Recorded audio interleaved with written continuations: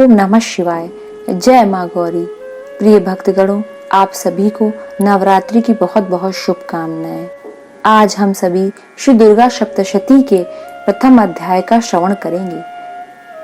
श्री दुर्गा सप्तशती में कुल 13 अध्याय हैं। जो व्यक्ति माता रानी के इन अध्यायों को पढ़ता है अथवा इनका श्रवण करता है, उसे विशेष फल की प्राप्ति होती है।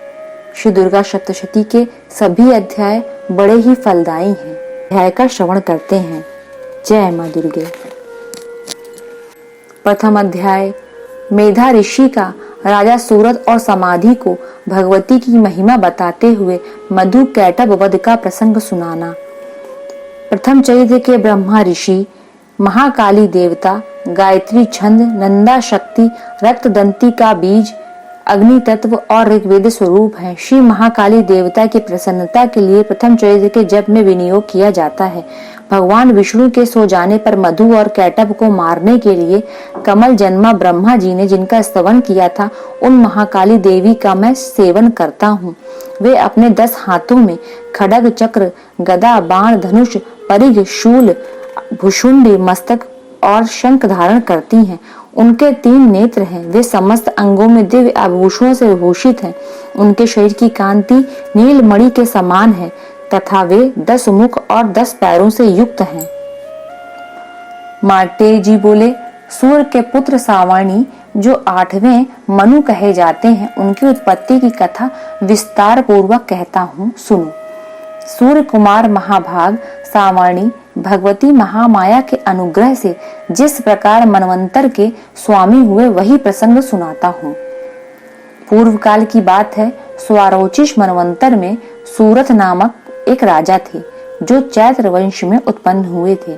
उनका समस्त भूमंडल पर अधिकार था। वे प्रजा का अपने औरस पुत्रों की भांति धर्म पूर्वक पालन करते थे। तो भी उस समय कोला विध्वंसी नाम के क्षत्रिय उनके शत्रु हो गए। राजा सूरत की दंड नीति बड़ी प्रबल थी।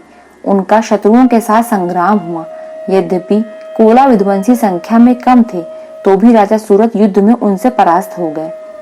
तब वे युद्ध भूमि से अपने नगर को लौट आए और केवल अपने देश के राजा होकर रहने लगे।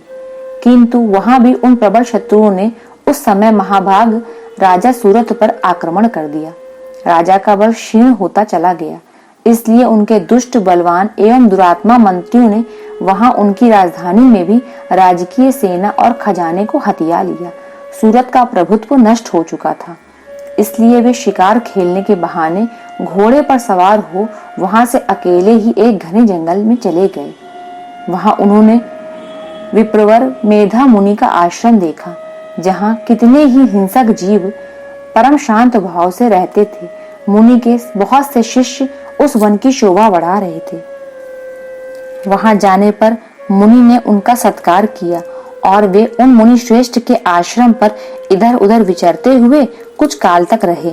फिर ममता से आकृष्ट चित्र होकर वहां इस प्रकार चिंता करने लगे, पूर्व काल में मेरे पूर्वजों ने जिसका पालन किया था, वही नगर आज मुझसे रहित है। पता नहीं मेरे दुराचारी भृत्यगण उसकी धर्म पूर्वक रक्षा करते हैं या नहीं। जो सदा मद की वर्षा करने वाला और शूरवीर था, वह मेरा प्रधान हाथी अब शत्रुओं के अधीन होकर न जाने किन भोगों को भोगता होगा। जो लोग मेरी कृपा, धन और भोजन पाने से सदा मेरे पीछे पीछे चलते थे, वे निश्चय ही अब दूसरे राजाओं का अनुसरण करते होंगे। उन अपव्ययी लोगों के द्वारा सदा खर्च होते रहने के कारण अत्यंत कष्ट से जमा हुआ मेरा वह खजाना खाली हो जाएगा। ये तथा और भी कई बातें राजा सूरत निरंतर सोचते रहे। एक दिन उन्होंने वहां विप्रवर मेधा के आश्रम के निकट एक वैश्य को देखा और उससे पूछा, भाई तुम कौन हो? यहाँ तुम्हारे आने का क्या कारण है? तुम क्यों शोकग्रस्त और अनमने से दिखाई देते हो? राजा सूरत का यह प्रेम पूर्वक कहा हुआ वचन सुनकर वैश्य ने विनीत भाव से उनको प्रणाम करके कहा। वैश्य बोला, राजन, मैं धनियों के कुल में उत्पन्न हुआ एक वैश्य हूँ। मेरा नाम समाधि है। मेरे दुष्ट स्त्री पुत्रों ने धन के लोभ से मुझे घर से बाहर निकाल दिया। मैं इस समय धन, स्त्री और पुत्रों से वंचित हूँ। मेरे विश्वसनीय बंधुओं ने मेरा ही धन लेकर मुझे दूर कर दिया है, इसलिए दुखी होकर मैं वन में चला आया हूँ। यहाँ रहकर मैं इस बात को नहीं जानता कि मेरे पुत्रों की, स्त्री की और स्वजनों की कुशल है अथवा उन्हें कोई कष्ट है। मेरे पुत्र कैसे हैं? क्या वे सदाचारी हैं अथवा दुराचारी हो गए हैं? राजा ने पूछा, जिन लोभी स्त्री, पुत्र आदि ने धन के कारण तुम्हें घर से निकाल दिया, उनके प्रति तुम्हारे चित्त में इतना स्नेह का बंधन क्यों है? वैश्य बोला, आप मेरे विषय में जैसी बात कहते हैं वह सब ठीक है, किंतु क्या करें, मेरा मन पति के प्रति प्रेम तथा आत्मीय जन के प्रति अनुराग को तिलांजलि दे मुझे घर से निकाल दिया है। उन्हीं के प्रति मेरे हृदय में इतना स्नेह है। महामते, गुणहीन बंधुओं के प्रति भी जो मेरा चित्त इस प्रकार प्रेम मग्न हो रहा है, यह क्या है? इस बात को मैं जानकर भी नहीं जान पाता। उनके लिए मैं लंबी सांसें ले रहा हूँ और मेरा हृदय अत्यंत दुखित हो रहा है। उन लोगों में प्रेम का सर्वथा अभाव है, तो भी उनके प्रति जो मेरा मन निष्ठुर नहीं हो पाता, इसके लिए क्या करूं? मार्कंडेय जी कहते हैं, ब्रह्मन तदंतर राजाओं में सूरत और वह समाधि नामक वैश्य दोनों साथ साथ मेधा मुनि की सेवा में उपस्थित हुए और उनके साथ यथा योग्य न्यायानुकूल विनय पूर्ण बर्ताव करके बैठे। तत्पश्चात वैश्य और राजा ने कुछ वार्तालाप आरंभ किया। राजा ने कहा, भगवान, मैं आपसे एक बात पूछना चाहता हूँ, उसे बताइए। मेरा चित्त अपने अधीन न होने के कारण वह बात मेरे मन को बहुत दुखित देती है। जो राज्य मेरे हाथ से चला गया है, उसमें और उसके संपूर्ण अंगों में मेरी ममता बनी हुई है। मुनि श्रेष्ठ, यह जानते हुए भी कि वह अब मेरा नहीं है, अज्ञानी की भांति मुझे उसके लिए दुख होता है। यह क्या है? इधर यह वैश्य भी घर से अपमानित होकर आया है। इसके पुत्र, स्त्री और भृत्यों ने इसे छोड़ दिया है। स्वजनों ने भी इसका परित्याग कर दिया है, तो भी यह उनके प्रति अत्यंत हार्दिक स्नेह रखता है। इस प्रकार यह तथा मैं दोनों ही बहुत दुखी हैं। जिसमें प्रत्यक्ष दोष देखा गया है, उस विषय के लिए हमारे मन में ममता जनित आकर्षण पैदा हो रहा है। महाभाग, हम दोनों समझदार हैं, तो भी हम में जो मोह पैदा हुआ, यह क्या है? विवेक शून्य पुरुष की भांति मुझ में और इसमें भी यह मूर्ता प्रत्यक्ष दिखाई देती है।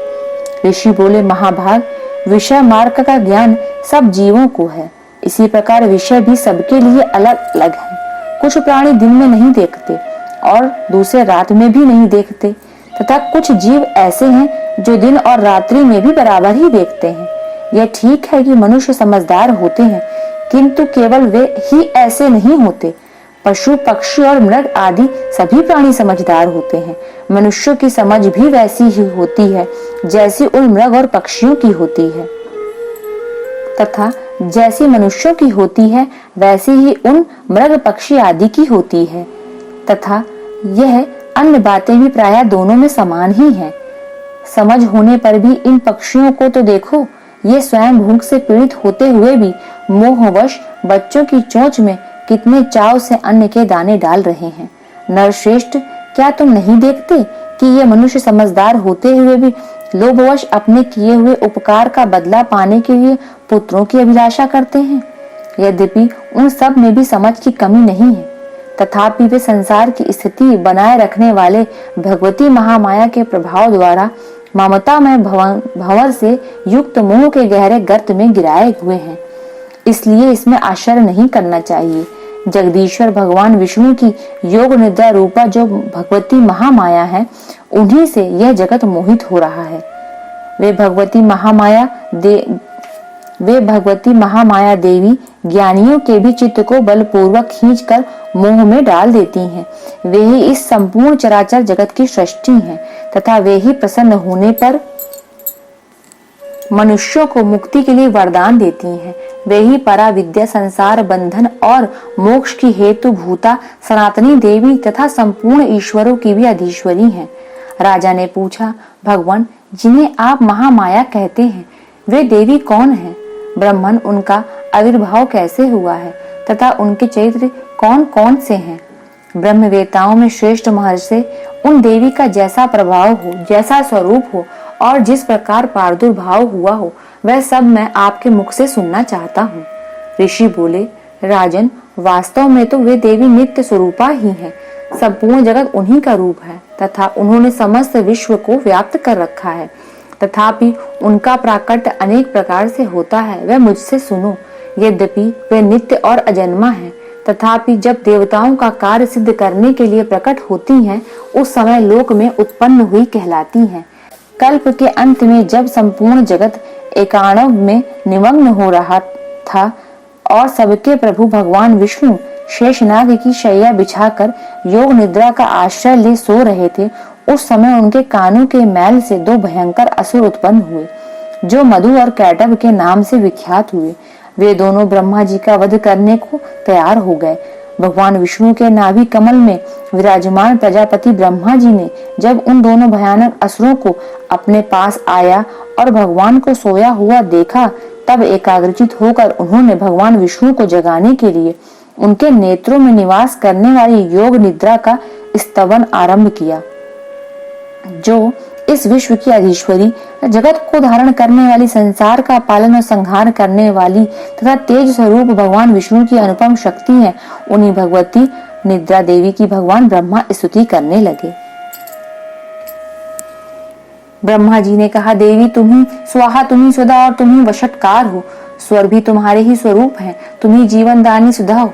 नित्य अक्षर प्रणव में अकार, उकार, मकार इन तीन मात्राओं के रूप में तुम ही स्थित हो तथा इन तीन मात्राओं के अतिरिक्त जो बिंदु रूपा नित्य अर्ध मात्रा है, जिसका विशेष रूप से उच्चारण नहीं किया जा सकता, वह भी तुम ही हो। देवी तुम ही संध्या, सावित्री तथा परम जननी हो। देवी तुम ही इस विश्व ब्रह्मांड को धारण करती हो, तुमसे ही इस जगत की सृष्टि होती है, तुम ही से इसका पालन होता है और सदा तुम ही कल्प के अंत में सबको अपना ग्रास बना लेती हो। जगन्मयी देवी, इस जगत की उत्पत्ति के समय तुम सृष्टि रूपा हो, पालन काल में स्थित रूपा हो तथा कल्पांत के समय संहार रूप धारण करने वाली हो। तुम ही महाविद्या, महामाया, महामेधा, महास्मृति, महामोह रूपा, महादेवी और महासुरी हो। तुम ही तीनों गुणों को उत्पन्न करने वाली सबकी प्रकृति हो। भयंकर काल रात्रि, महारात्रि और मोहरात्रि भी तुम ही हो।